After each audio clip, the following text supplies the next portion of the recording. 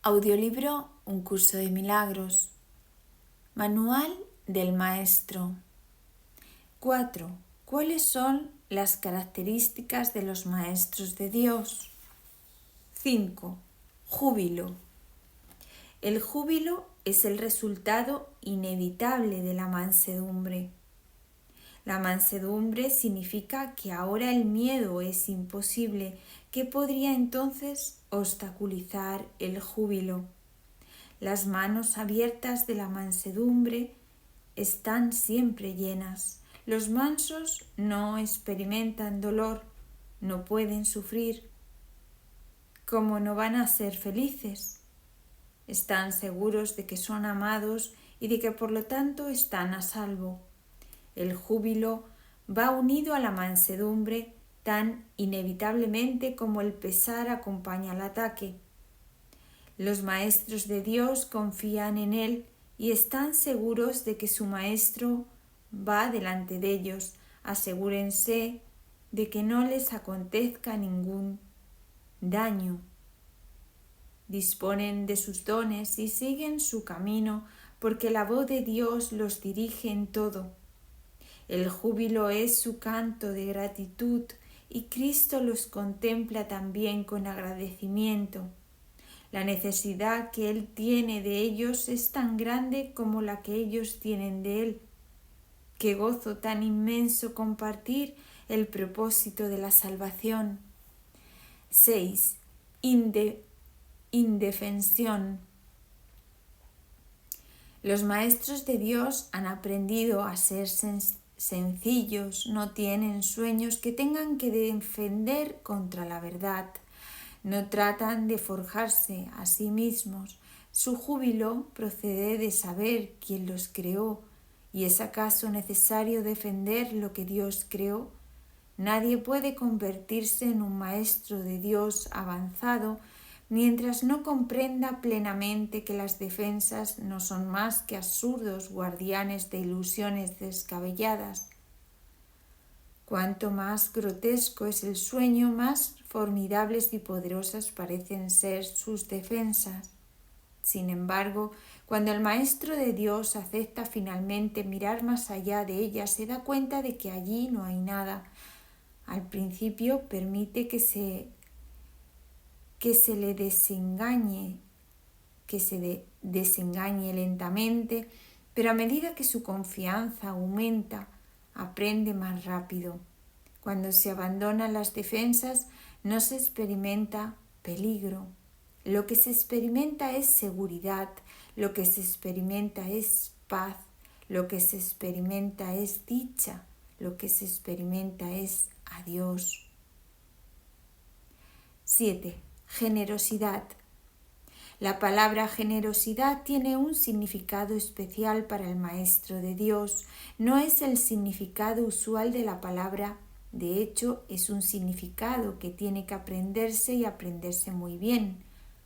Al igual que todos los demás atributos de los Maestros de Dios, este se basa, a fin de cuentas, en la confianza, puesto que sin confianza nadie puede ser generoso en el verdadero sentido de la palabra. Para el mundo, generosidad significa dar, en el sentido de perder. Para los maestros de Dios, generosidad significa dar en el sentido de conservar. Se ha hecho hincapié en esta idea a lo largo del texto, así como en el libro de ejercicios, pero tal vez sea más extraña para el pensamiento del mundo que muchas de las otras ideas de nuestro programa de estudios. Lo que hace más extraña es el hecho de que es obviamente lo opuesto a la manera de pensar del mundo de la manera más clara posible, y en el más simple de los niveles la palabra significa exactamente lo opuesto para los maestros de Dios que para el mundo. El Maestro de Dios es generoso en interés propio, pero no nos referimos aquí al interés propio del que el mundo habla. El Maestro de Dios no quiere nada que Él no pueda dar, pues se da cuenta de que por definición ello no tendría ningún valor para Él. ¿Para qué lo iba a querer solo podría perder por su causa, no podría ganar nada, por lo tanto no busca nada que sea solo para él, ya que eso sería la garantía de que lo perdería. No quiere sufrir, ¿por qué entonces iba a querer buscarse dolor? Pero sí quiere conservar todas las cosas que son de Dios y que por ende son para su Hijo. Estas son las cosas que le pertenecen, esas sí que las puede dar con verdadera generosidad, conservarlas de este modo para sí mismo eternamente. 8. Paciencia. Los que están seguros del resultado final pueden permitirse el lujo de esperar y esperar sin ansiedad. Para el Maestro de Dios, tener paciencia es algo natural. Todo lo que ve son resultados indudables, que ocurrirán en un momento que tal vez aún les sea desconocido, pero que no pone en duda. El momento será tan apropiado como la respuesta, y esto es verdad con respecto a lo que ocurre ahora u ocurre en el futuro. En el pasado tampoco se produjeron errores, ni ocurrió nada que no sirviera para beneficiar al mundo, así como a aquel a quien aparentemente le ocurrió. Tal vez esto no se entendió así en su momento. Con todo, el Maestro de Dios está dispuesto a reconsiderar todas sus decisiones pasadas. Si éstas le están causando dolor a alguien, tener paciencia es algo natural para los que tienen confianza, seguros de la interpretación final de todas las cosas en el tiempo. Ningún resultado ya visto o por venir puede causarle temor alguno. 9. Fe. El grado de fe de un maestro de Dios indica cuán avanzado se encuentra en su programa de estudios. Pone en práctica este aprendizaje solo en algunos aspectos de su vida mientras mantiene otros aparte. De ser así, su progreso es lento y su confianza aún no se ha arraigado firmemente. La fe es la confianza que el Maestro de Dios tiene de que la palabra de Dios ha de resolver todas las cosas perfectamente, no solo algunas, sino todas. Comienza generalmente poniendo su fe en la resolución de solo algunos problemas, manteniéndola así cuidadosamente restringida por un tiempo.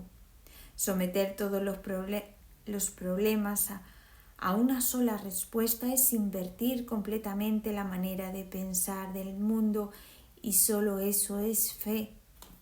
Ninguna otra cosa merece que se le llame por ese nombre.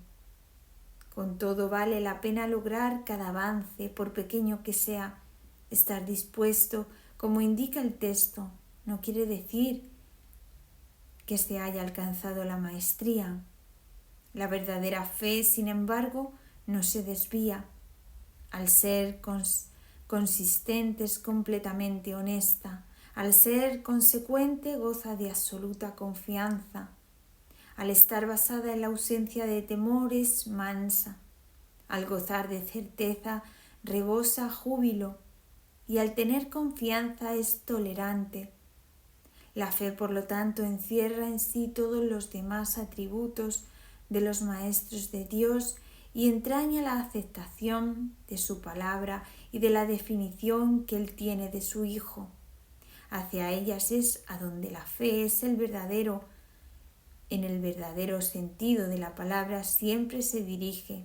En ellas tiene puestas sus miras, buscándolas hasta que las encuentra. La indefensión naturalmente la acompaña y su condición es el júbilo, y una vez que las encuentra, descansa con sosegada certeza, solo en aquello que es digno de toda fe. 10. Mentalidad abierta. El papel central que ocupa la mentalidad abierta, quizá el último de los atributos que el Maestro de Dios adquiere, puede entenderse fácilmente cuando se reconoce la relación que guarda con el perdón. La mentalidad abierta procede de una ausencia de juicios, de la misma manera en que los juicios cierran la mente impidiéndole la entrada al Maestro de Dios. De igual modo, la mentalidad abierta lo invita a entrar. De la misma manera en que la condenación juzga al Hijo de Dios como malvado, de igual modo la mentalidad abierta permite que sea juzgado por la voz de Dios en su nombre. De la misma manera en que la proyección de la culpa sobre él lo enviaría al infierno, de igual la mentalidad abierta permite que la imagen de Cristo le sea extendida. Solo aquellos que tienen una mentalidad abierta pueden estar en paz, pues son los únicos que ven razones por ello. ¿Cómo perdonan los que no tienen una mentalidad abierta? Han renunciado a todas las cosas que les impidieron perdonar. Han renunciado a todas las cosas que les impedirían perdonar. Han abandonado realmente el mundo y permitido que éste les sea restaurado con tal frescura y un júbilo tan glorioso que jamás hubiesen podido concebir un cambio así. Nada es ahora como antes. Todo lo que antes parecía opaco y sin vida, ahora no hace sino refulgir. Lo que es más, todas las cosas les dan la bienvenida, ya que ha desaparecido toda sensación de amenaza. Ya no quedan tinieblas que oculten la faz de Cristo. Ya se ha logrado el objetivo. El perdón es la meta final del programa de estudios, pues allana el camino para lo que se encuentra más allá de todo aprendizaje. El programa de estudios no hace ningún esfuerzo por excederse de su verdadera meta. El perdón es su único objetivo, en el cual converge su última instancia. Todo aprendizaje, ciertamente eso es suficiente. Habrás notado que la lista de atributos de los maestros de Dios no incluye las características que constituyen la herencia del Hijo de Dios. Términos tales como amor, impecabilidad, perfección, conocimiento y verdad eterna no aparecen en este contexto, pues no serían apropiados aquí. Lo que Dios ha dado está tan remotamente alejado de nuestro programa de estudios que el aprendizaje no puede sino desaparecer ante su presencia. Sin embargo, mientras su presencia esté velada, el enfoque ha de centrarse necesariamente en el programa de estudios. La función de los maestros de Dios es llevar al mundo el verdadero aprendizaje. Propiamente dicho, lo que llevan es un desaprendizaje, que es a lo único que se le puede llamar verdadero aprendizaje en este mundo. A los maestros de Dios se les ha encomendado la función de llevar al mundo las buenas nuevas del completo perdón. Bienaventurados son en verdad, pues son los portadores de la salvación.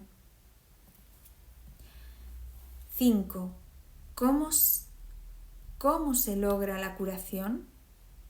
La curación implica entender el propósito de la ilusión de la enfermedad. Sin ese entendimiento, la curación es imposible. El propósito 1. El propósito de la enfermedad. La curación se logra en el instante en el que el que sufre deja de atribuirle valor al dolor. ¿Quién elegiría sufrir a menos que pensase que ello le va a aportar algo y algo que tiene valor para él? Indudablemente cree que está pagando un precio módico por algo de mayor valor, pues la enfermedad es una elección, una decisión. es decidirse por la debilidad debido a la equivocada convicción de que es fuerza. Cuando esto sucede, se ve a la verdadera fuerza como una amenaza y a la salud como algo peligroso. La enfermedad es un método concebido en la locura para sentar al Hijo de Dios en el trono de su Padre. A Dios se le ve como algo externo y poderoso y feroz, habido por quedarse con todo el poder solo para sí mismo. Únicamente con su muerte puede su Hijo conquistarle, y que representa la curación dentro de esa loca convicción. Simboliza la derrota del Hijo de Dios y el triunfo de su Padre sobre él. Representa directamente el máximo desafío que el Hijo se ve forzado a aceptar. Representa todo lo que él se ocultaría a sí mismo para proteger su vida. Si se cura, él es responsable de sus pensamientos, y si es responsable de sus pensamientos, será destruido a fin de demostrarle cuán débil y miserable es. Pero si él mismo elige la muerte, su debilidad se convierte en su fuerza.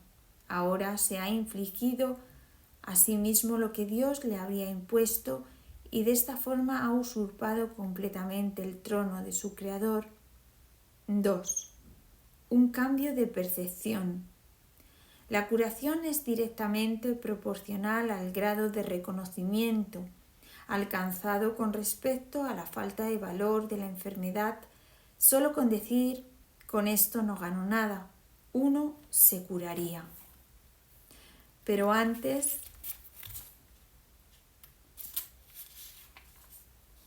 de poder decir esto, es preciso reconocer ciertos hechos.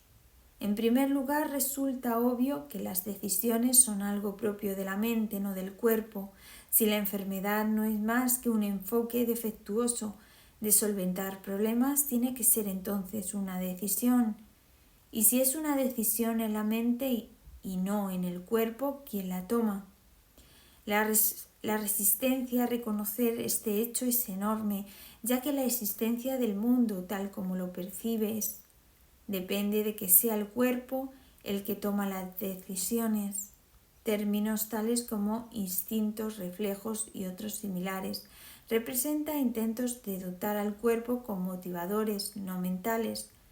En realidad, tales términos no hacen más que enunciar o describir el problema, pero no lo resuelven. La base fundamental de la curación es la aceptación del hecho de que la enfermedad es una decisión que la mente ha tomado a fin de lograr un propósito para el cual se vale el cuerpo. Y esto es cierto con respecto a cualquier clase de curación. El paciente que acepta esto se recupera. Si se decide en contra de la recuperación, no sanará. ¿Quién es el médico entonces? La mente del propio paciente. El resultado acabará siendo el que él decida. Agentes especiales parecen atenderle, sin embargo no hacen otra cosa que dar forma a su decisión. Los escoge con vistas a dar forma tangible a sus deseos, y eso es lo único que hacen. En realidad no son necesarios en absoluto. El paciente podría sencillamente levantarse sin su ayuda y decir: no tengo ninguna necesidad de esto, no hay ninguna enfermedad que no se curase de inmediato. ¿Qué es lo único que se necesita para que este cambio de percepción tenga lugar? Simplemente esto, el reconocimiento de que la enfermedad es algo propio de la mente y de que no tiene nada que ver con el cuerpo. ¿Qué te cuesta este reconocimiento? ¿Te cuesta el mundo que ves? Pues ya nunca más te parecerá que es el mundo el que gobierna la mente. Con este reconocimiento se le atribuye la responsabilidad a quien verdaderamente la tiene, no al mundo. sino aquel que contempla el mundo y lo ve como no es. Pues ve únicamente lo que elige ver, ni más ni menos. El mundo no le hace nada, pero él pensaba que le hacía algo. Él tampoco le hace nada al mundo, ya que estaba equivocado con respecto a lo que éste era. En esto radica tu liberación de la culpa y de la eternidad. En esto radica tu liberación de la culpa y de la enfermedad, pues ambas son una misma cosa. Sin embargo, para aceptar esta liberación, la insignificancia del cuerpo tiene que ser una idea aceptable. Con esta idea, el dolor desaparece para siempre y con esta idea desaparece también con confusión acerca de la creación. ¿Cómo podría ser de otra manera? Basta con poner pausa y efecto en su verdadera secuencia con respecto a algo para que el aprendizaje se generalice y transforme al mundo. El valor de la transferencia de una idea verdadera no tiene límites ni final. El resultado final de esta lección es el recuerdo de Dios. ¿Qué significado tienen ahora la culpa, la enfermedad, el dolor, los desastres y todo el sufrimiento?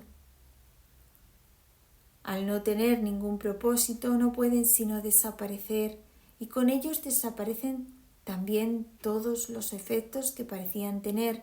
Causa y efecto no son sino una réplica de la creación, vistos en su verdadera perspectiva, sin distorsiones y sin miedo, restablecen el cielo.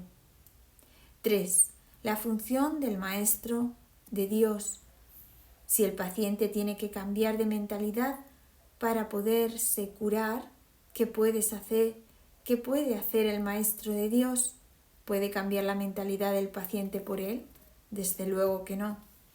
Para aquellos que ya están dispuestos a cambiar de mentalidad, la función del Maestro de Dios no es otra que la de regocijarse con ellos, pues se han convertido en maestros de Dios junto con Él. No obstante, tiene una función más específica con aquellos que no entienden lo que es la curación. Estos pacientes no se dan cuenta de que ellos mismos han elegido la enfermedad. Por el contrario, creen que la enfermedad los eligió a ellos. No tienen tampoco una mentalidad abierta al respecto. El cuerpo les dice que lo que tienen que hacer y ellos obedecen. No tienen ideas de cuán demente es este concepto. Solo con que lo sospecharan se curarían, pero no sospechan nada. Para ellos la separación es absolutamente real. Los maestros de Dios acuden a estos pacientes representando una alternativa que ellos habían olvidado. La simple presencia del Maestro de Dios les sirve de recordatorio. Su manera de pensar reclama el derecho de cuestionar lo que el paciente ha aceptado como verdadero. En cuanto que mensajeros de Dios, los maestros de Dios son los símbolos de la salvación. Le piden al paciente que perdone al Hijo de Dios en su propio nombre. Representan la alternativa. Con la palabra de Dios en sus mentes vienen como una bendición, no para curar a los enfermos, sino para recordarles que hay un remedio que Dios les ha dado ya.